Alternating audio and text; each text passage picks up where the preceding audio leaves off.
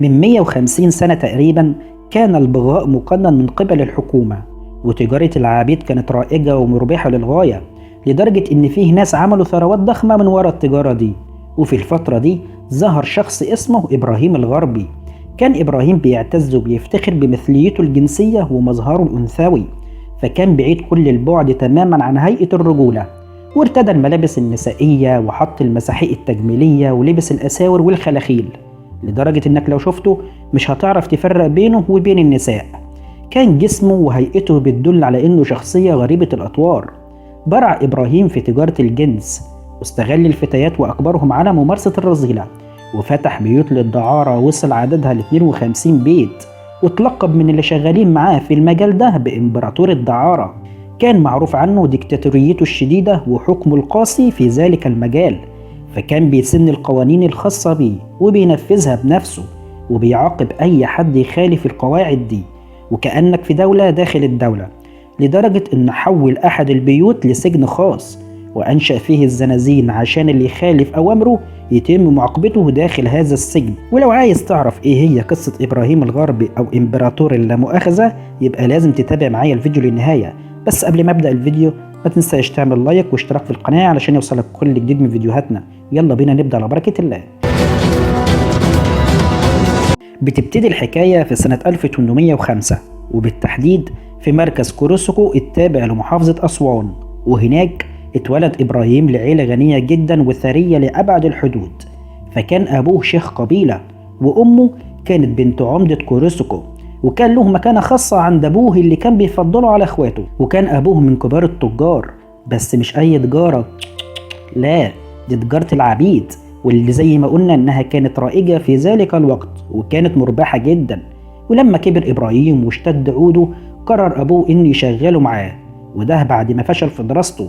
ومن الحاجات الغريبة في شخصية إبراهيم إنه كان في بداية حياته شخص تقي وورع، وفي مرة من المرات بعته أبوه للسودان في مهمة تبع الشغل، وما تعرفش إيه اللي حصل هناك، فرجع إبراهيم من السودان شخص تاني خالص. فإبراهيم الشخص التقي الورع رجع شخص فاسق، ولما أبوه شافه في الحالة دي قرر إنه يتخلص منه علشان ما يجيبلوش العار.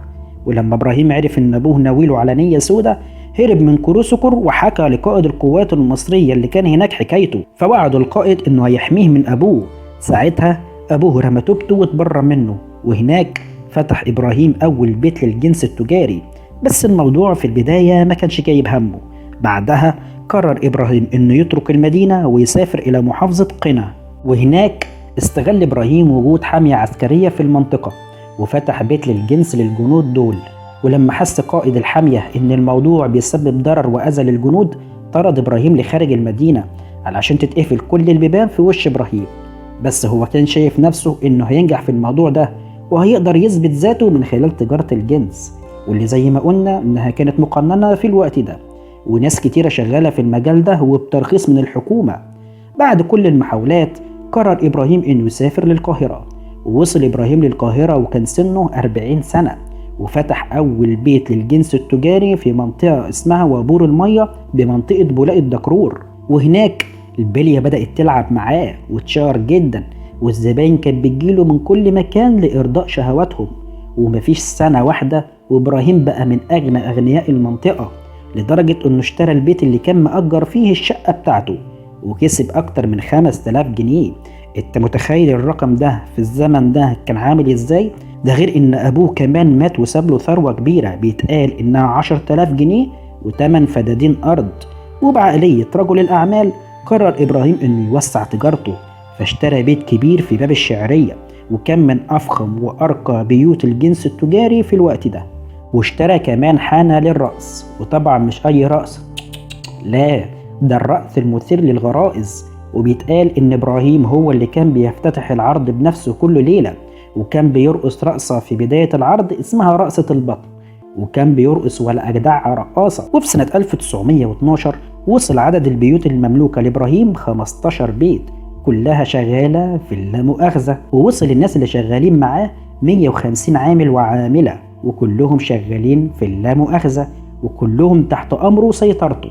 ولأن إبراهيم كان له ألاعيب خبيثة، فكان بيكسر قوانين الترخيص، لحد ما في مرة اتقبض عليه وتوجهت له تهمة إفساد الأخلاق. وساعتها قرر هارفي باشا حكمدار شرطة القاهرة اتخاذ إجراء لتطهير المدينة من فتيات الهوى والغلمان اللي شغالين مع إبراهيم من غير ترخيص، واتبنى سجن مخصوص لإيداع هؤلاء الأشخاص. وطبعا إبراهيم كان من بين الناس دي، ولكن بسبب فساده والرشوة اللي كان بيديها للناس قدر إنه يخرج من السجن بعد سنة قضاها داخل محبسه. وخرج إبراهيم من السجن وعينك ما تشوف إلا النور، تحس كده إنه كان زعيم في منفى ورجع لأرضه، لدرجة إن اللي شغالين معاه في المجال ده لقبوه بإمبراطور اللامؤاخذة. وبدأت الإشاعات تخرج بإن إبراهيم انتصر على الحكومة وكأنه مناضل شعبي، ولبسوه تاج من الياقوت والماس معلنين عودة الإمبراطور المجيد. وبدأ يعمل لنفسه وللي شغالين معاه قوانين، وأي حد يخالف القوانين دي يا ويله سواد ليله. وبنى سجن مخصوص علشان يعاقب فيه أي حد يخرج عن طوعه، وكان بيقوم بإجبار الفتيات اللي معاه بإمضاء كمبيالات لإحكام السيطرة عليهم. وممنوع إطلاقا أي بنت تاخد فلوس من الزبائن لنفسها، وأي فلوس لازم ترجع له هو، وما كانش حد عارف ياخد معاه لا حق ولا باطل. أما هو بقى فخد عندك كمية الذهب اللي كان بيلبسها والرشاوي اللي كان بيوزعها على رجال القانون علشان يتجاهلوا الشكاوي اللي كانت بتيجي ضده. وقدر إبراهيم في ظل الاحتلال إنه يوسع تجارته أكتر وأكتر، لدرجة إن أي بلاغ كان بيجي ضده كان بيوصل لإبراهيم قبل أي حد. يعني تحس كده إنه فرض سيطرته على الحكومة في الوقت ده، لدرجة إنه قدر يحط رئيس مكتب الآداب في جيبه، وبدأ يتحول لجنون العظمة. وبدل ما كان مقتصر على البنات اللي في الداخل بدأ يستورد بنات من الخارج للعمل بالجنس التجاري، واستورد بنات من تركيا وأوروبا وبلاد تانية كتير. علشان كده اتسمى بإبراهيم الغربي. وما كانش عند إبراهيم نساء بالغات فقط، لا ده كان بيتاجر في كله، قاصرات شغال، غلمان شغال، كله شغال وأي حاجة شغال. وما كانش فيه أي حاجة بتقف قدامه لأنه كان بيشخلل علشان يعدي. المهم إن إبراهيم وصل لأكبر درجات النفوذ والسيطرة، واستمر على كده سنين طويلة ومحدش عارف يقف قصاده ولا حد عارف يمسك عليه غلطة، لدرجة إنه أي حد كان بيقدم بلاغ ضده كان هو اللي بيتأذي. ومفيش أي حاجة كانت بتقدر تحرك إمبراطورية إبراهيم إطلاقا، لحد ما جت سنة 1922 وزادت حوادث اختفاء السيدات في الفترة دي. وفي نفس السنة وصل بلاغ إلى قسم السيدة زينب من فتاة قاصر كانت خرجت من منزل أهلها، وأغوتها إحدى العاملات مع إبراهيم الغربي بتزويجها من ابنها، وخدتها معاها في منزل بمنطقة زينهم. وهناك خدروها واغتصبوها وأجبروها إنها تتجوز من راجل صعيدي غني. وبدأت البلاغات تنهال على قسم السيدة زينب من نفس نوع البلاغ. ومن ضمن البلاغات دي إن في إحدى الفتيات تم فض بقارتها تحت تهديد السلاح. وبدأت البلاغات تكتر على الشرطة وإن إبراهيم بيخالف قواعد تجارة الجنس، وتبين إن 400 فتاة تم فض بقارتها بالإجبار والمتاجرة بهن في أسواق الرقيق الأبيض. وبدأ كل اللي شغالين مع إبراهيم يتقلبوا عليه، والكل كان بيعترف إن إبراهيم هو اللي بيدير هذه العمليات داخل مصر. وما كانش قدام الشرطة إلا إنهم هجموا على بيت إبراهيم، وهناك لقوا كمية كبيرة من الذهب وأوراق مالية وكمبيالات كان بياخدها على الفتيات المغرر بهن. وتبين إنه كان بيدير 52 بيت للدعارة كلها مخالفة للتصريح، واتقبض عليه وتوجهت له 8 تهم مختلفة.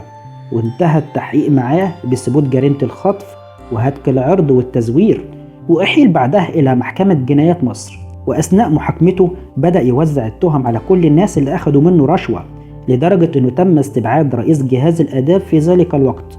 وحكمت المحكمة بالسجن على إبراهيم 10 سنين مع الأشغال الشاقة، ولكنه لم يحتمل وطأة السجن.